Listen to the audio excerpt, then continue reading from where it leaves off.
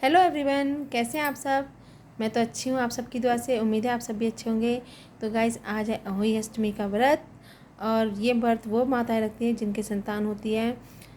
वैसे वो भी रख सकती हैं जिनकी नई शादी हुई है, तो उनके भी अच्छी संतान हो जाएगी जल्दी से। और ये व्रत सुबह से माता भूखी रहती है, माएँ भूखी रहती हैं, और फिर शाम को 4 बजे के करीब पूजा करती हैं। और फिर शाम को 6 बजे के करीब जब तारे निकलते हैं तो तारा देख के और जल चढ़ा के अपना व्रत खोलती हैं। तो मैंने भी लगभग पूजा कर ही लिया गाइस, और तारा भी देख लिया है। देखिए, मैंने भी अपनी अहोई माता की पूजा कर ली है। मेरे पास है ना मूर्ति नहीं थी उस दिन। ये देखो, मैंने ना किताब रख रखी है। ये मूर्ति नहीं है मेरे पास, ये किताब है जिसके पीछे करवा चौथ वाली माता की और अहोई वाली माता की फ़ोटो छप रही थी। चक्कर क्या था कि मैं जब करवा चौथ के लिए शॉपिंग करने गई थी ना, तो मुझे याद नहीं आ रहा था कि कौन सी मूर्ति मेरे पे फ़ोटो नहीं है, अहोई माता की नहीं है, करवा चौथ वाली माता की नहीं है। तो मुझे लगा कि शायद करवा चौथ वाली माता की नहीं है, तो वो मैं मूर्ति ले आई, फ़ोटो ले आई वहाँ से।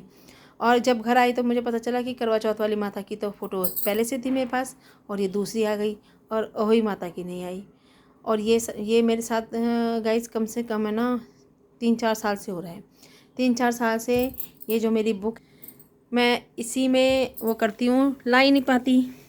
तो ये जो मेरी अहोई माता है, ये देखिए, मैं इन्हीं को पूजती हूँ। मेरा मानना है कि देखो, जो दिल से पूजा होती है वही सच्ची पूजा होती है। कोई बात नहीं, माता रानी इसमें है तो हमने माता रानी तो पूज ही दी है। और गाइस, मैंने चांद देखकर और जल भी चढ़ा दिया है, लेकिन अभी मैं आपको दिखाती हूँ। देखिए, है 9 और अभी तक मैंने खाना नहीं खाया है, क्योंकि हमारे घर में खाना बना ही नहीं। मेरे बेटे को बाहर से खाना लाना था, लेकिन उसे अपने दोस्तों के साथ घूमने फिरने से फुर्सत नहीं है। और गाइस, मेरी ना पूजा भी थोड़ी देर से हुई थी। मैंने 6 बजे नहीं करी थी, मैंने 7 बजे करी थी, क्योंकि मैं सफाई कर रही थी। मैंने आपको कहा था ना कि मैं उस वाले कमरे की करूँगी जो मैं कल आपको दिखाती, लेकिन मेरी हो नहीं पाई थी सफाई। मैंने क्या करा था, आज सुबह से ही वॉशिंग मशीन लगा ली थी, और मैंने सारे पर्दे, और देखिए सारे पर्दे, सब पर्दे धो दिए मैंने। ये देखिए, सारे मैंने पर्दे धो दिए हैं। और ये देखिए, सोफ़ों के कवर भी धो दिए मैंने। सारे सोफ़ों के मैंने कवर धो दिए हैं। और फिर ये जो मेरी हैं, इनके बेड के नीचे बहुत धूल मट्टी हो रही थी, क्योंकि ये बेड 2 साल से हिला, मतलब 2 साल से इसके नीचे से सफाई नहीं हुई थी। क्योंकि ये बात मैं आपको बताऊंगी कि ऐसा क्यों हुआ था।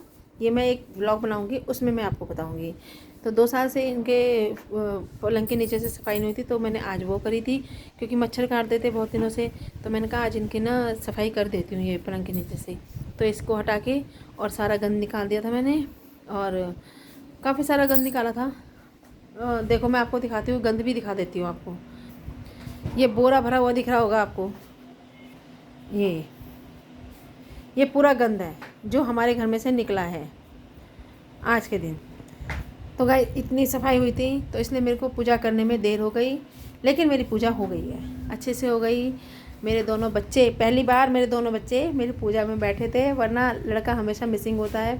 वो या तो अपने दोस्तों के साथ बाहर होता है, या अपने काम पे होता है, या जब छोटा था तो ट्यूशन में होता था ज़्यादातर। लेकिन आज पहली बार मेरे दोनों बच्चे मेरे साथ पूजा में बैठे थे। तो मेरे लिए तो यही पूजा अच्छी है ना। तो गाइस, चलिए अब मैं यहीं पे ब्लॉग अपना ख़त्म करती हूँ, और उम्मीद करती हूँ कि आप सबकी भी पूजा बहुत अच्छे से हुई होगी। आप सबके बच्चों को भगवान बहुत लंबी उम्र दे, कामयाबी दे, और आपको खुशियाँ दे। यही मेरी दुआएं हैं। बाय।